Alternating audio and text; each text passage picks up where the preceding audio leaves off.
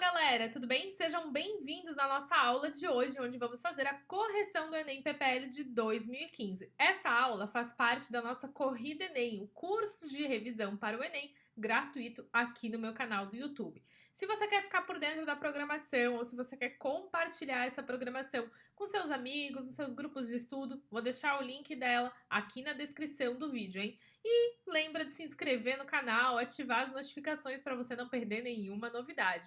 Muito bem, vamos lá então para a correção dessa prova. Lembrando que corrigir provas, fazer provas do Enem é uma ótima forma de você revisar o conteúdo e ficar familiarizado em como ele aparece nas questões que daqui a pouco você vai estar fazendo, Daqui uns dias aí tá chegando a prova de Ciências da Natureza. Muito bem, vamos começar aqui então com a questão 48. Na natureza, a matéria é constantemente transformada por meio dos ciclos biogeoquímicos. Além do ciclo da água, existem os ciclos do carbono, do enxofre, do fósforo, do nitrogênio e do oxigênio. O elemento que está presente em todos os ciclos nomeados é... Vamos começar pensando aqui, Ele fala da água. Então, na água, a gente tem aqui H2O, certo?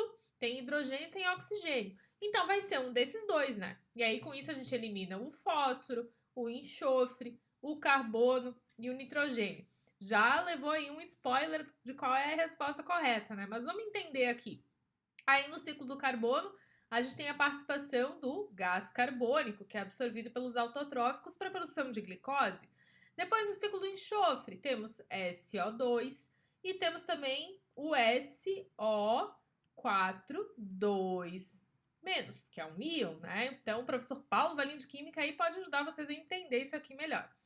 E aí a gente tem o fósforo também. O fósforo, quais são os elementos, Quais são as moléculas que a gente encontra aí nesse ciclo, O PO4 3-, tá? Que é o íon fosfato. Então, o oxigênio aparecendo aí de novo, E aí no ciclo do nitrogênio, a gente tem o nitrato, que é NO3 na forma iônica, e também o nitrito, que é o NO2 na forma iônica também. Portanto, a resposta correta é a alternativa D, oxigênio. Belezinha? Então, vamos ver aqui a próxima questão agora. Questão 49, essa questão aqui ela fala sobre ecologia, E também aí sobre seres vivos. Bom, vamos lá.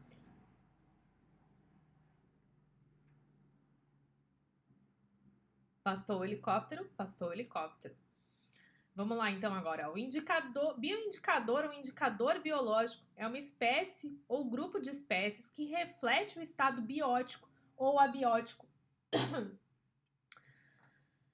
Bioindicador ou indicador biológico é uma espécie ou um grupo de espécies que reflete o estado biótico ou abiótico de um meio ambiente. O impacto produzido sobre um habitat, comunidade ou ecossistema, entre outras funções. A posição trófica do organismo bioindicador é uma das características mais relevantes quanto ao seu grau de importância para essa função.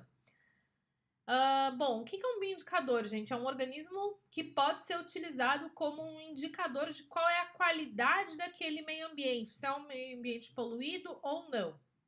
E aí, posição trófica quer dizer o local que ele ocupa na cadeia alimentar, certo? Quanto mais baixo o nível trófico do organismo, maior é sua utilidade, pois pressupõe-se que toda a cadeia trófica é contaminada a partir dele. Então, tá. Então, o que quer dizer, Aqui, imagina que a gente tem um organismo que ele é um produtor. E aí, você tem um ambiente que está contaminado por mercúrio. Esse mercúrio vai se acumular nesse organismo produtor e aí a gente vai ter o consumidor primário. Esse consumidor primário vai acumular mercúrio do ambiente e também o mercúrio que está já nesse produtor aqui. O grupo de organismos mais adequado para essa condição, do ponto de vista da sua posição na cadeia trófica, é constituído por... Bom, imagina que você tem ali um consumidor primário. Se você tem um consumidor primário, ele está contaminado por alguma substância que está presente nesse ambiente, não é certeza que a gente vai ter o produtor também contaminado. Daí a gente teria que voltar e analisar o produtor. Agora, se o produtor está contaminado, é certo que todos os outros organismos da cadeia alimentar vão estar também. Por isso que ele é um bioindicador mais interessante de ser utilizado. E quem que é um produtor aí nesses organismos que estão aqui, ó? Anêmona não é consumidor, camarão também não, consumidor, baleia, consumidoras, peixes, consumidoras. Então, nós temos as algas, elas sim são organismos produtores, são autotróficos, portanto, a alternativa é a letra A. E agora aqui, ó, uma questão que fala também sobre o ciclo do carbono, né? Vamos dar uma olhada no que ela está trazendo aí para a gente. No esquema representado, o processo identificado pelo número 2 é realizado por. Então, o que está acontecendo em número 2? A gente tem aqui o gás carbônico. Esse gás carbônico ele está sendo assimilado e utilizado para a produção de moléculas de glicose. Muito bem. E isso é um processo que é feito por organismos que são autotróficos, organismos que produzem o seu próprio alimento. Então, vamos dar uma olhada aqui. Letra A, seres herbívoros? Não, porque herbívoros são consumidores, não são produtores. Então, letra A, incorreta. Olha a alternativa B. Fungos fermentadores. Fungos fermentadores não são autotróficos, então letra B, incorreta. Bactérias heterótrofas, olha, ele já está dizendo, né? São bactérias que não produzem seu próprio alimento. Então, letra C, incorreta. Olha a letra E, micro-organismos decompositores. Micro-organismos decompositores, eles vão decompor a matéria orgânica que está presente em outros seres vivos que acabaram morrendo, né? E, portanto, não são autotróficos, não produzem seu próprio alimento, são heterotróficos. Então, quem faz esse processo aqui de conversão do gás carbônico em uma molécula de glicose são organismos produtores. Alternativa correta, letra D. Beleza, galera, vamos seguir aqui então. Essa questão aqui, ela é uma questão que é um conteúdo que tem aparecido mais no Enem nos últimos anos. Então, é um conteúdo de genética. Bora lá. A fenilcetonúria é uma doença hereditária autossômica recessiva. Ó, isso aqui são informações importantes. Autossômica quer dizer que não está associada a cromossomos sexuais. E recessiva, que ela está associada a alelos recessivos. Associada à mutação do gene PAH, que limita a metabolização do aminoácido fenilalanina.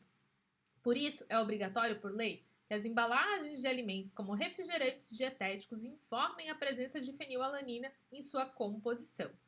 Uma mulher portadora de mutação para o gene PAH tem 3 filhos normais. Então, ó, ela é uma mulher portadora. Se ela é uma mulher portadora, ela tem o alelo normal e o alelo afetado, tá? Por quê? Porque ela não tem a doença hereditária. Ela só tem o gene, o alelo azinho, né? E ela tem 3 filhos normais com um homem normal, cujo pai sofria de fenilcetonúria. Então, ó, é um homem normal, mas que o pai tinha fenilcetonúria. Se o pai dele tinha fenilcetonúria, esse pai ele era azinho, azinho. E, portanto, ele passou um alelo azinho para o filho. Então, essa mulher aqui, ela teve filhos com um outro indivíduo que também é heterozigoto para a característica. Devido à mesma mutação do gene PHA encontrada em um dos alelos da mulher. Qual é a probabilidade de a quarta criança gerada por esses pais apresentar fenilcetonúria?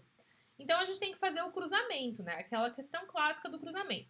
A mulher vai formar 2 gametas, um azão e um azinho. O homem também vai formar 2 gametas, um azão e um azinho. E agora a gente faz aí o preenchimento, né? Então vamos lá. Aqui o primeiro filho, azão, azão. O segundo filho, azão, azinho. O terceiro, azão, azinho. E azinho, azinho. Cada vez que esse casal tem um filho, isso daqui acontece novamente, né? Então essas chances aqui vão acontecer de novo. Por quê? Porque são os mesmos gametas que sempre vão estar participando, né? O mesmo tipo de gametas que sempre vão estar participando do processo de fecundação. Então, isso quer dizer que, por exemplo, quando nasce a primeira criança, beleza, ela vai poder ser azão, azão, azão, azinho ou azinho, azinho. E o mesmo vai acontecer para a segunda, para a terceira, para a quarta. Então, ele pergunta qual é a probabilidade da quarta criança gerada ter fenilcetonúria. Então, qual é a probabilidade dessa criança ser azinho, azinho. A probabilidade, ó, a gente tem quantas possibilidades? 4, né? Ela será de 1/4, que é o equivalente a 25%. Então, resposta correta, letra C. Ó, galera, e agora a questão 56. Então, vamos resolver essa questão aqui. A remoção do petróleo derramado em ecossistemas marinhos é complexa e muitas vezes envolve a adição de mais substâncias ao ambiente. Para facilitar o processo de recuperação dessas áreas, pesquisadores têm estudado a bioquímica de bactérias encontradas em locais sujeitos a esse tipo de impacto. Eles verificaram que algumas dessas espécies utilizam moléculas de hidrocarbonetos, tá? Que o petróleo ele é uma molécula de hidrocarboneto, né? Como fonte energética, atuando como biorremediadores, porque vão ajudar justamente a limpar o ambiente, a eliminar esse petróleo que vazou ali, removendo o óleo do ambiente. Para serem eficientes no processo de biorremediação citado, as espécies escolhidas devem possuir. Vamos analisar cada uma das alternativas aqui. Letra A. Células flageladas que capturem as partículas de óleo presentes na água. Bom, captura das partículas de óleo presentes na água. Isso pode acontecer, né, por um processo de pinocitose, tá? Porque elas vão estar ali, né, na água, elas vão estar num estado líquido e aí elas podem ser englobadas através da pinocitose. Não precisa de flagelos para isso e também não é só a captura que a gente precisa que aconteça quando a gente fala em biorremediação. Então, letra A, incorreta. Olha a letra B. Altas taxas de mutação para se adaptarem ao ambiente impactado pelo óleo. Não é o que a gente está procurando, né? A gente não quer uma bactéria que se adapte ao ambiente impactado. A gente quer uma bactéria que ajude a eliminar esse óleo, esse petróleo do ambiente. Então, letra B, incorreta também. Agora, olha a alternativa D. Parede celular espessa, que impossibilite que as bactérias se contaminem com o óleo. Se eu estou isolando as bactérias desse óleo, ela não vai conseguir fazer o processo de biorremediação, porque o óleo precisa entrar na célula dela, né? Então, letra D, incorreta. E olha a alternativa E, capacidade de fotossíntese, que possibilite a liberação de oxigênio para a renovação do ambiente poluído. Bom, a gente precisa sim manter uma concentração de gás oxigênio para que os outros seres vivos possam viver ali, mas não é só isso. A gente tem que eliminar esse óleo, esse petróleo que está presente, que está contaminando. Então, não é a capacidade de fotossíntese que eu preciso da capacidade de digestão desse óleo, né? Então, letra E, incorreta. E olha a alternativa C, enzimas que catalisem reações de quebra das moléculas constituintes do óleo. Justamente, que é um processo digestivo, né? Então, uma vez que você tem uma enzima que quebra esse óleo, ele pode se tornar uma substância que não tem um efeito poluente no ambiente. Então, resposta correta, alternativa C. E agora vamos lá para mais uma questãozinha, a questão agora de número 58, que fala sobre fisiologia humana, sobre processo digestivo. Uma enzima foi retirada de um dos órgãos do sistema digestório de um cachorro e, após ser purificada, foi diluída em uma solução fisiológica e distribuída em 3 tubos de ensaio com os seguintes conteúdos. Tubo 1, carne. Tubo 2, macarrão. E tubo 3, banha. Em todos os tubos foi adicionado ácido clorídrico, HCl, nos 3 tubos. E o pH da solução baixou para um valor próximo a 2. Por quê? Porque o ácido clorídrico ele tem caráter ácido, como o próprio nome da substância diz. Além disso, os tubos foram mantidos por 2 horas a uma temperatura de 37 graus Celsius. A diminuição do alimento, a digestão do alimento ocorreu somente no tubo 1. Então, quem foi digerido foi a carne. De qual órgão do cachorro a enzima foi retirada? Bem, é um órgão que tem um pH ácido e é um órgão que acontece a digestão de proteínas. Então vamos pensar, o fígado. O fígado ele produz enzimas, mas ele não tem uma atividade digestiva acontecendo nele. A mesma coisa para o pâncreas, então a gente já elimina a alternativa B também. Aí ele fala aqui em vesícula biliar. A vesícula biliar, ela é responsável por armazenar a bile, que ajuda na solubilização das gorduras, mas não tem uma atividade digestiva acontecendo aqui também. Então, letra D, incorreta. Olha a letra E, intestino delgado. Gente, intestino delgado tem um pH básico e não um pH ácido, tá? E aí ali a gente vai ter principalmente, né, absorção de nutrientes, também tem processo digestivo acontecendo, mas não é processo digestivo que envolve um pH ácido. Então, letra E, incorreta. Quem é que tem um pH ácido no sistema digestório dos mamíferos? O estômago, né? Então, ele que vai ter ácido clorídrico, vai ter esse pH ácido, e é lá que acontece a digestão de proteínas. Então, a resposta correta para essa questão é a alternativa C, estômago. Mas lembre-se, né? A digestão de proteínas, ela continua ao longo do trato digestivo e pode acontecer também no intestino. Bora lá, galera, então, para a questão 62. As superbactérias respondem por um número crescente de infecções e mortes em todo o mundo. O termo superbactérias é atribuído a bactérias que apresentam uma resistência praticamente a todos os antibióticos. Dessa forma, no organismo de um paciente, a população de uma espécie bacteriana patogênica pode ser constituída principalmente por bactérias sensíveis a antibióticos usuais e por um número reduzido de superbactérias, que por mutação ou intercâmbio de material genético tornam-se resistentes aos antibióticos existentes. Então ele está falando ali, né, dessa linhagem de superbactérias que pode existir para as diversas espécies de bactérias que causam infecções nos seres humanos. Qual figura representa o comportamento populacional das bactérias ao longo de uma semana de tratamento com um antibiótico comum? Então vamos pensar aqui, ó, e analisar os gráficos. Em 1, a gente sempre vai estar indicando as bactérias que são sensíveis ao antibiótico. E em 2, as bactérias que são resistentes ao antibiótico. O comportamento esperado das populações que são sensíveis ao antibiótico é que ao longo da semana de tratamento, a população reduza de tamanho. Enquanto que nas bactérias resistentes ao antibiótico vai ter um crescimento populacional. Então vamos analisar cada um dos gráficos até que a gente encontre a alternativa correta. Olha na letra A aqui.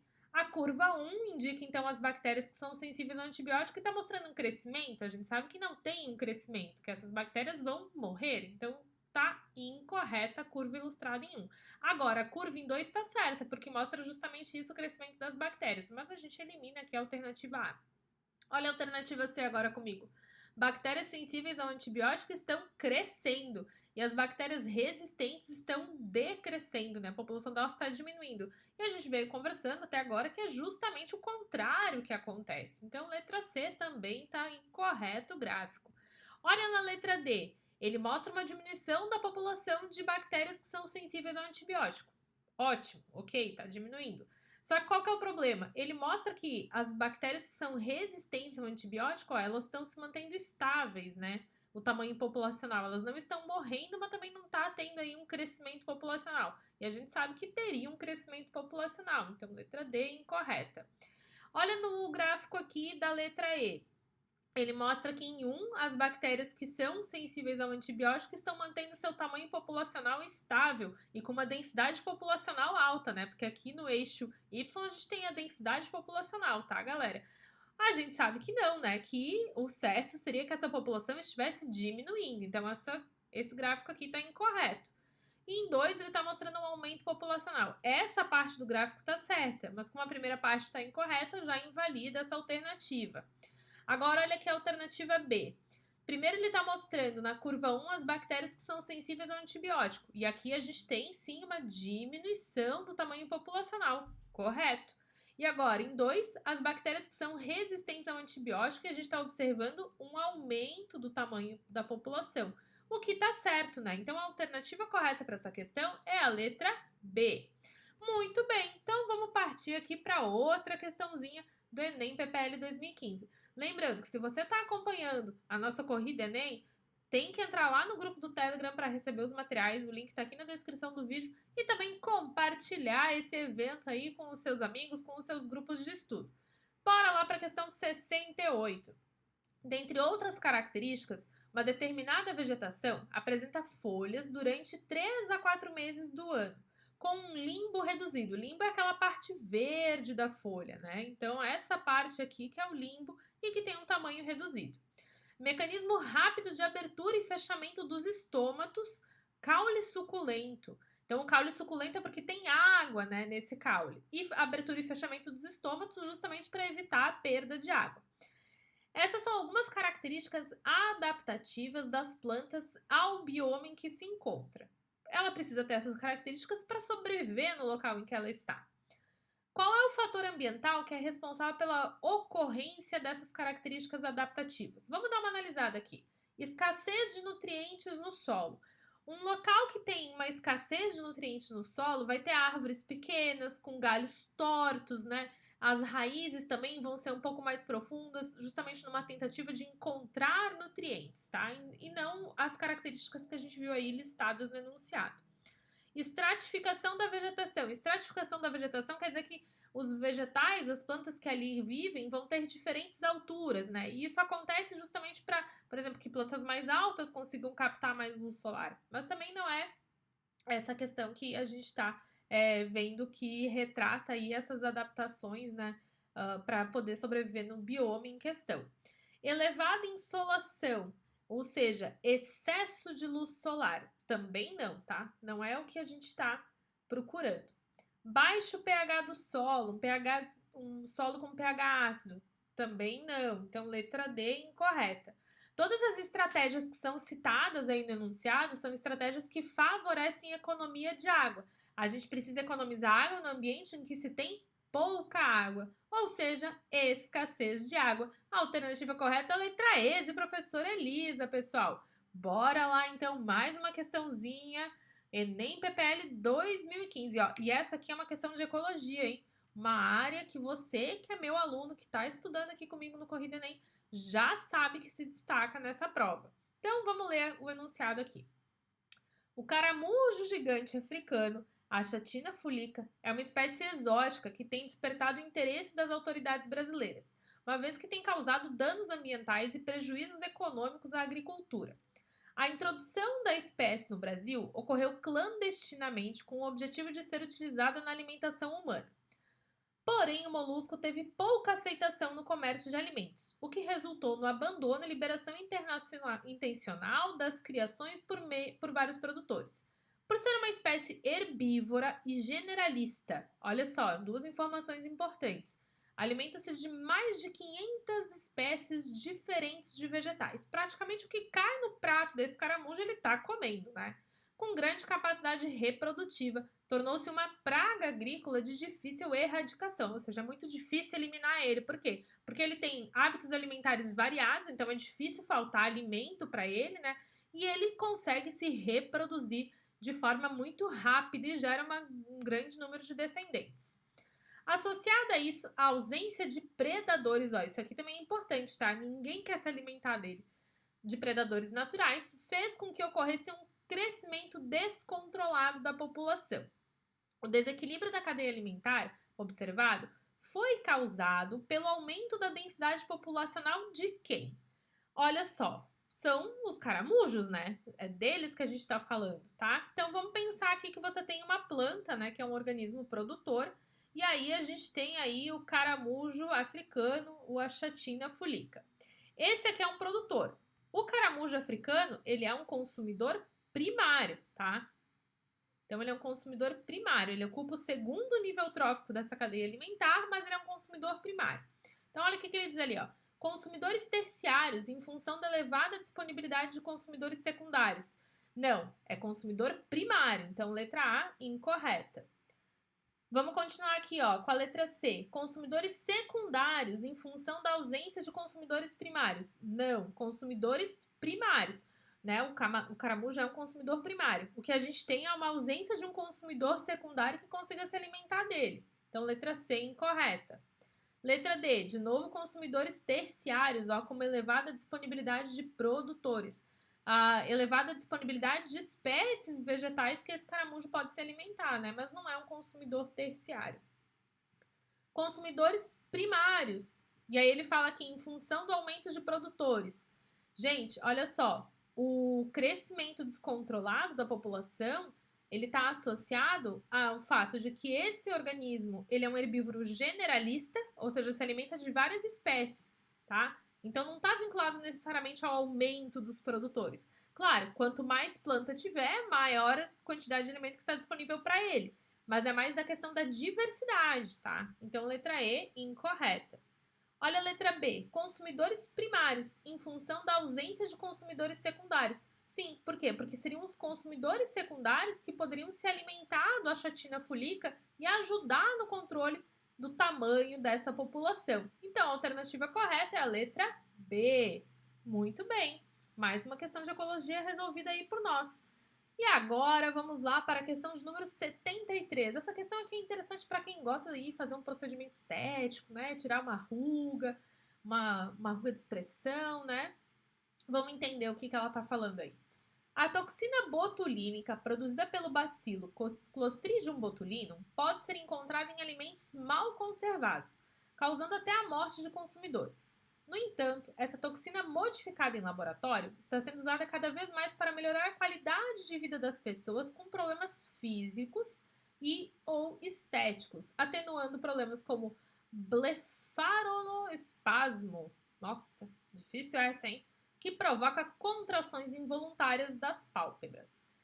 O alívio dos sintomas do blefaroespasmo é consequência da ação da toxina modificada sobre o tecido. Então, essa toxina botulínica aí, ela vai agir num tecido do corpo humano, um tecido específico. Quando você tem, por exemplo, lá no mercado, né, um produto enlatado que está inchado, o indicado é que você não consuma ele, porque é bem provável que ele esteja contaminado aí com a Clostridium botulinum e tenha toxina botulínica no seu interior. Essa toxina botulínica, ela causa, tá, paralisia muscular. Então, ela faz com que as fibras musculares parem de contrair. Agora que a gente já sabe disso, bora analisar as alternativas aqui. O tecido glandular, uma vez que ela impede a produção de secreção de substâncias na pele. Não é um tecido glandular, então letra A é incorreta. Olha agora aqui comigo a alternativa C. Tecido epitelial, uma vez que ela leva ao aumento da camada de queratina que protege a pele. Não, ela não faz com que haja um aumento da camada de queratina. Tecido conjuntivo, uma vez que ela aumenta a quantidade de substância intercelular do tecido. Também não é o que ela faz, né? Então, letra D incorreta.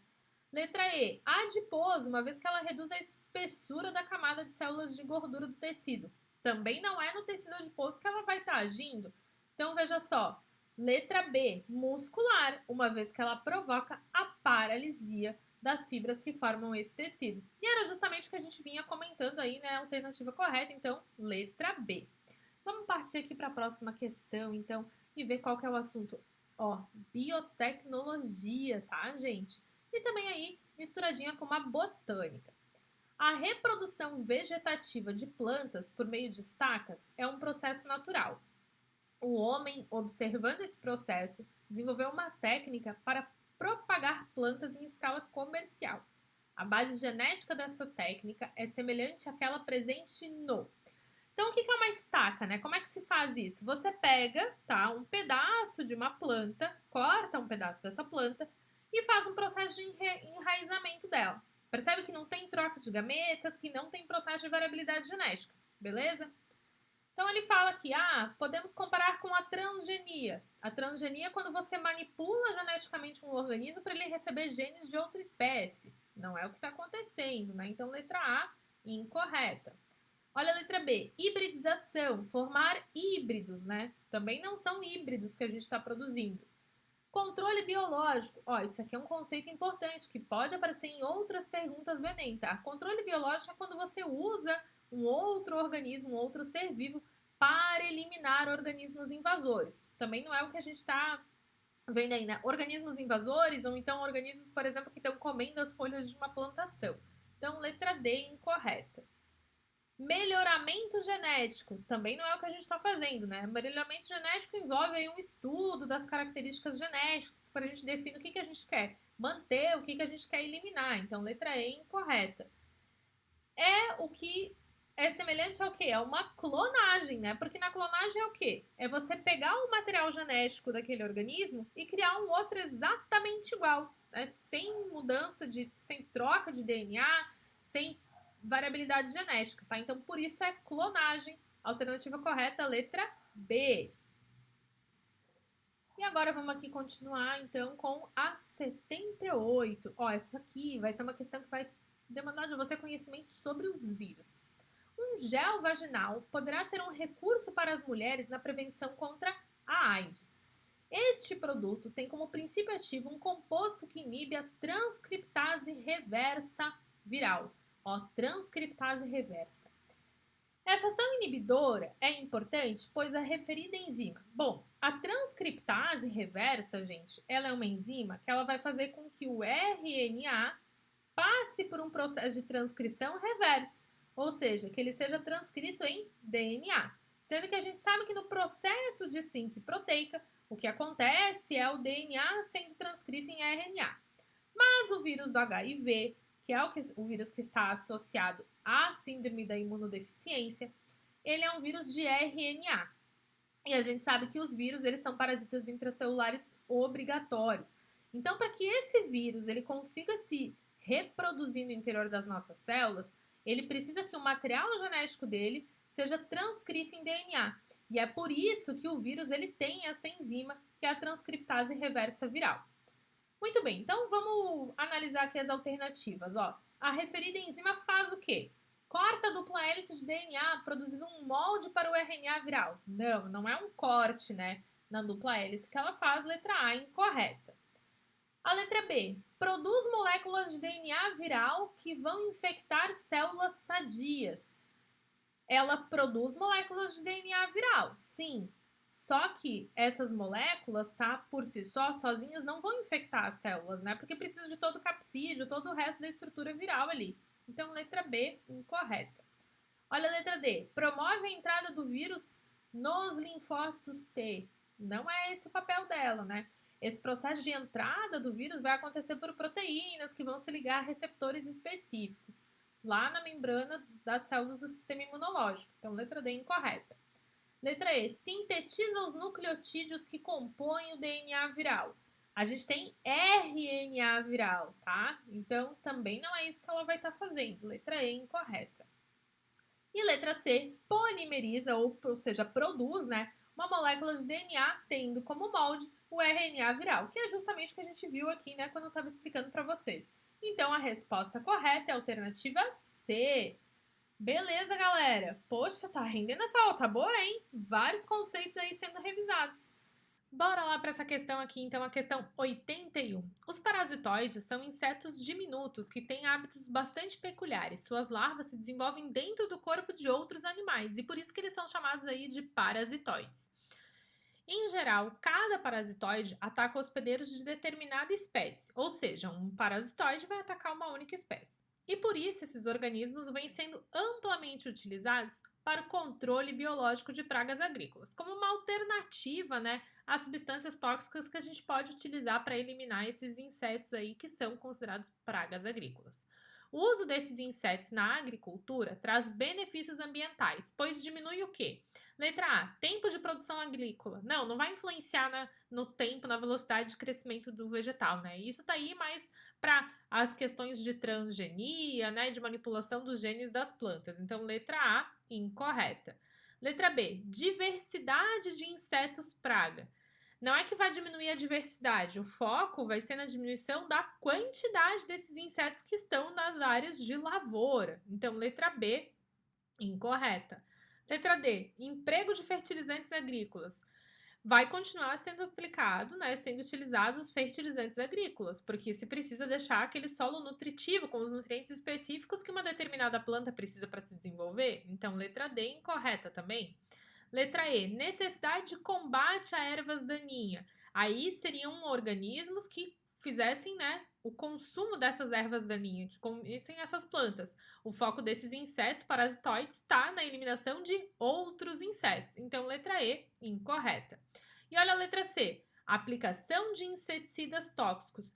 A aplicação de inseticidas tóxicos pode acabar prejudicando insetos que não são do interesse, né, daquele agricultor lá, insetos que não afetam a lavoura. Então, por isso que é interessante que a gente diminua o uso desses inseticidas tóxicos. E isso é favorecido pelas técnicas de controle biológico que empregam os parasitoides. Então, a alternativa correta para essa questão é a letra C.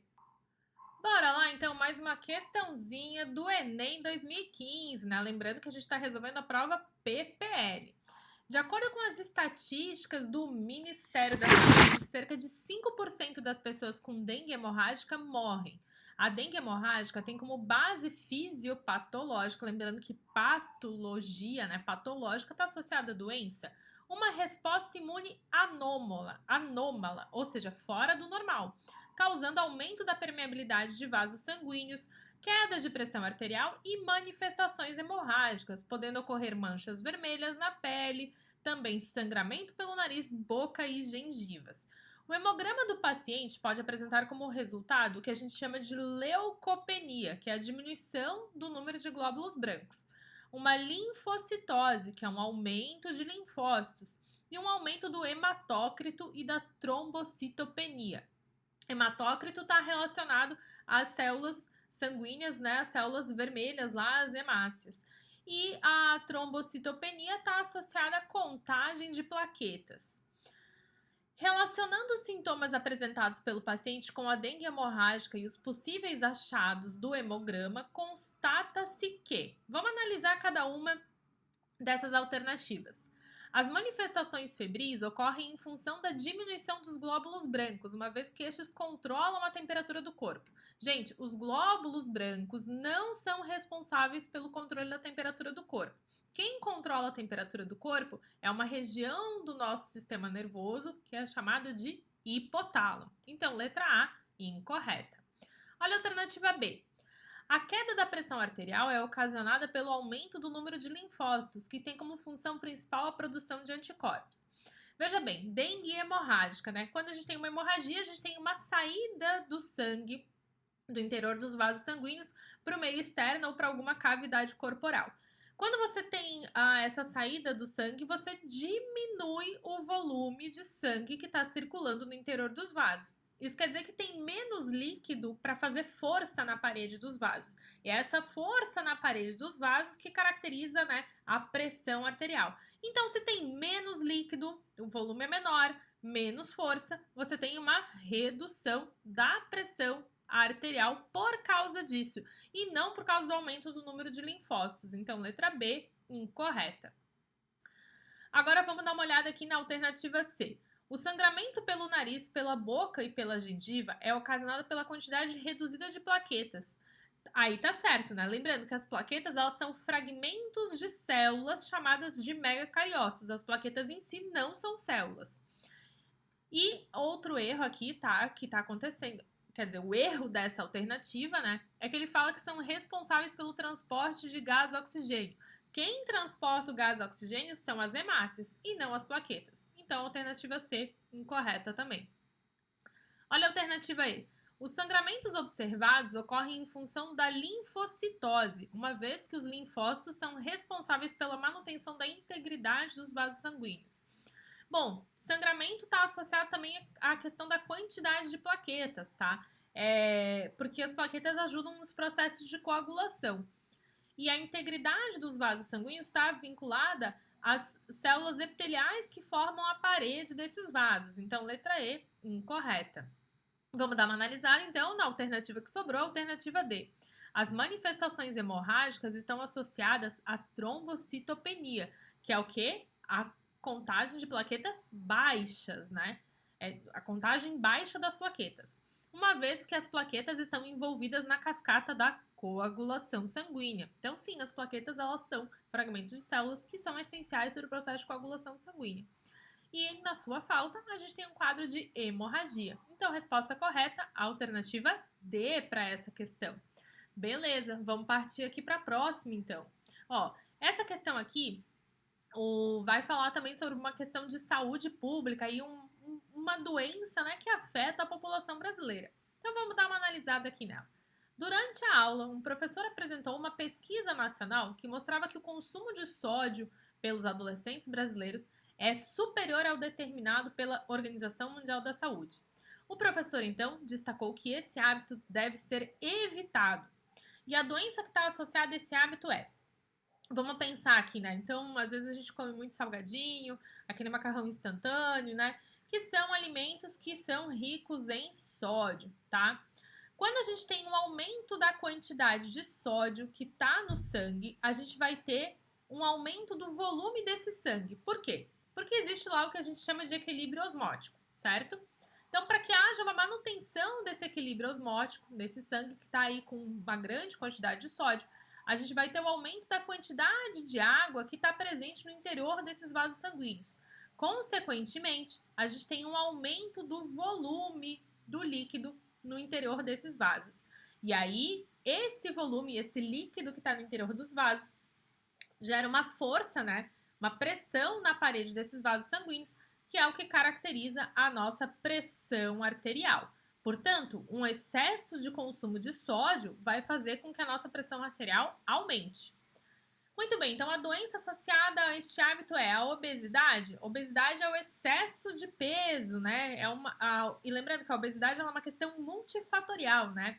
Envolve genética, envolve hábitos alimentares, envolve questões de saúde mental. Então, letra A, incorreta. Na letra B, ele fala de osteoporose. A osteoporose, ela está associada à perda de cálcio nos ossos, né? Então, também não está associada ao sódio. Diabetes do tipo 2, metabolismo da glicose, né, galera? Também não está vinculado ao sódio. Hipercolesterolemia. Isso aqui é o quê? Palavra complicada, né? Vamos lá de novo, ó. Hipercolesterolemia. O que é isso? É um aumento, tá, da quantidade de colesterol no sangue. Também não é disso que a gente está falando. E aí a gente tem aqui, ó, hipertensão arterial, que é um outro nome que a gente dá para pressão alta. Então, a alternativa correta, letra D. Bora lá, então, para a última questão do Enem PPL de 2015, que foi uma questão de biologia. Aqui da prova de ciências da natureza, né?